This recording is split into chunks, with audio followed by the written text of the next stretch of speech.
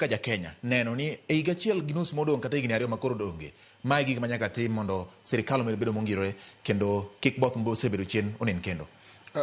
Asewacho ni kanya dino kabiro kani wach ma Yesu wacho mar divai manyien miole ndede moti.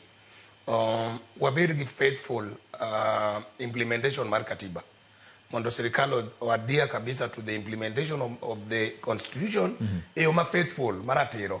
En mise maber ma ka waluwo to wabiro bedo kare. Gik mang'eny mathagowa gi en nadwaro kwepo katiba mondo mi kik waluw katiba kaka en. Kata kuom ranyisi wach mineno mwawuoye kae mar kia CDM gang'o gini gi. Kwaluwo katiba kaka en kaka court ose pronounce will not have any problem. So kik wabed gi shortcuts e wach mar katiba, wa implemente, warit ratiro mar oganda, and oganda wa ma joka nyanam.